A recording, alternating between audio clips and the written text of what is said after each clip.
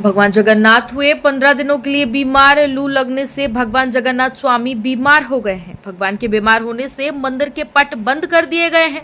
वहीं ऐतिहासिक भगवान श्री जगन्नाथ स्वामी मंदिर में आज घट हजार छिद्र वाले घड़े से भगवान का स्नान कराया गया है। जी हाँ, राजशाही जमाने से चली आ रही परंपरा का निर्वहन भी हुआ है।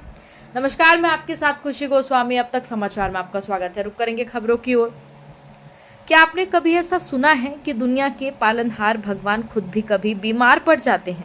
सुनकर भले ही अजीब लग रहा होगा, लेकिन इस संसार में भगवान भी बीमार हो जाते हैं। जी हाँ, हम बात कर रहे हैं पन्ना के भगवान जगन्नाथ स्वामी जी की, जो आज से 15 दिनों के लिए लू लगने से बीमार हो गए हैं, जिससे अब 15 दिनों के लिए भगवान जगन्नाथ स्वामी मंदिर के पट बंद कर दिए गए हैं। आपको बता दें कि यहाँ मान्यता है कि वैदिक मंत्रोच्चार के साथ औषधीय जल से भगवान को स्नान कराया जाता है। इसी दौरान लू लगने से भगवान बीमार पड़ जाते हैं, जिससे उनकी दिनचर्या और भोजन व्यवस्था भी बदल दी जाती है।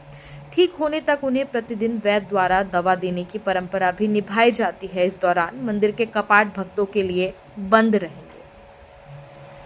पन्ना जिले में भगवान जगन्नाथ स्वामी जी प्राचीन मंदिर है, जहां पर भगवान जगन्नाथ स्वामी अपनी बहन सुभद्रा और भाई बलभद्र के साथ विराजमान है।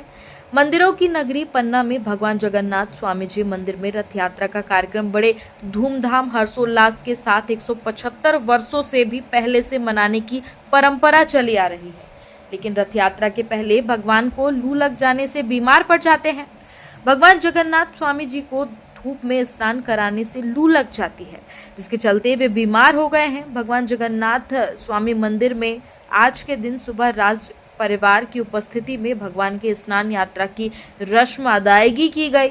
इसी के साथ ऐतिहासिक रथ यात्रा महोत्सव का आगाज भी हो जाता है। बीमार भगवान को ठीक करने के लिए भक्त प्रार्थना करते हैं। सबसे पहले भगवान को मंदिर के गर्भगृह से बाहर लाया जाता है।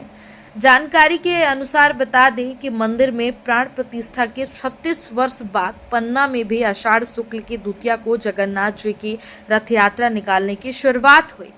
बीते 175 वर्षों से रथ यात्रा निकालने का सिलसिला यहां अनवरत चला आ रहा है। इस रथ यात्रा में हजारों की भीड़ के साथ घोड़े, हाथी, ऊंट की सवारी निकलती है।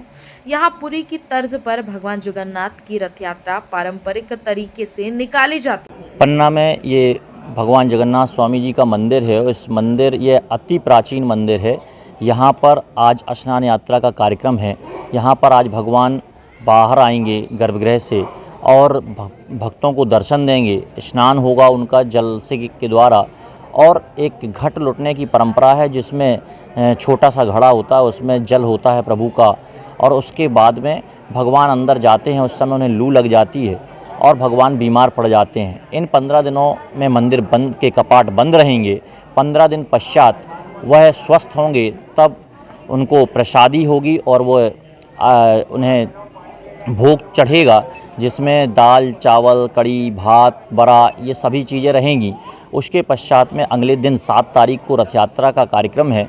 रथ यात्रा में भगवान पन्ना से जनकपुर के लिए प्रस्थान करेंगे। पहले दिन पुरुषोत्तमपुर में रुकेंगे। पहला विश्राम, दूसरा उनका विश्राम लखूरन में होगा, तीसरा जनकपुर में होगा, और उसी दिन भगवान का टीका होगा।